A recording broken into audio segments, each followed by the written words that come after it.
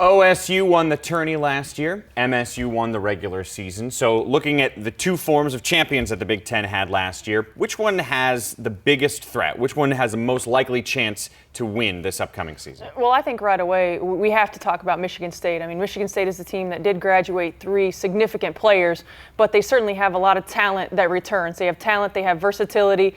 They are lacking at that point guard position right now, which is something that they're really going to have to shore up. But with Ohio State, and you talk about the loss of Jantel Lavender, who has been such a dominant player over the last 4 years, I think it's going to have a much more significant impact. Let's hear right now from both of their head coaches on how this season may indeed be different.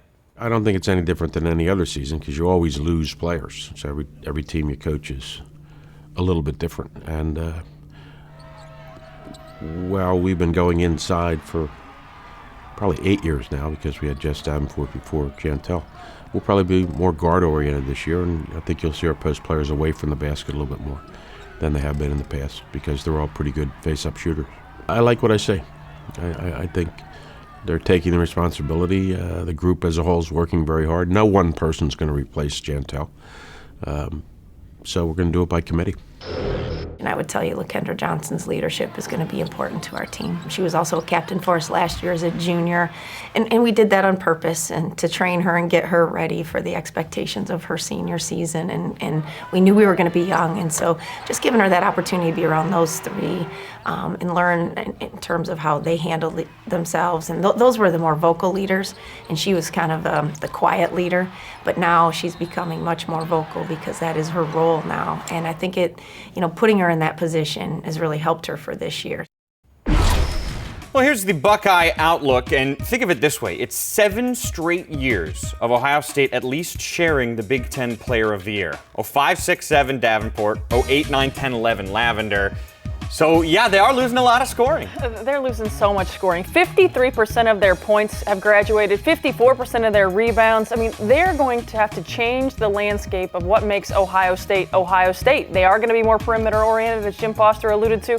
They're going to have to open it up in the half court, but they're going to have to push tempo. You have Samantha Perhalis, you have Taylor Hill, push tempo in the full court. And you saw they did win the Big Ten tournament last year, but for the first time since 04, they were not a 1 seed in the tournament. It didn't really matter. They were still able to do it. Meanwhile, to the other team, Michigan State, you heard from Susie Merchant. She is your reigning Big Ten Coach of the Year, and partly because she can coach these gals up on defense. They were #1 in scoring D in the Big Ten. And they're a great offensive team as well. We started to see the transition for this team last year into a more perimeter-oriented team, but they have great versatility. They have players who can play multiple positions. They can go big. They can stay small. Again, the question mark for Michigan State is going to be, how do you replace the 4-year starter at point guard in Brittany Thomas? Jasmine Thomas has the potential, but has been inconsistent, and they're very excited about freshman Kiana Johnson. And real quick, Madison Williams, some said she was the biggest recruit their program ever got, but she was injured last year, didn't see the court. I think it's really exciting for Michigan State to see what Madison Williams can bring. I mean, she's got the size of Alyssa DeHaan, but she's much more skilled, much more aggressive. I think everybody in the Big Ten is really excited to see what can she bring. And now there are a lot of lofty expectations. She is still recovering from that knee injury. She has been on the court in practice, which is definitely a good sign for Michigan State. But I think to be patient, let her really get into the flow and into the rhythm. But I think that she can be a significant player, not only for Michigan State, but in the Big Ten Conference as a whole. You mentioned DeHaan. You go back to 2010 with her, and then last year with Johnson, Michigan State's won the Defensive Player of the Year 2 years in a row.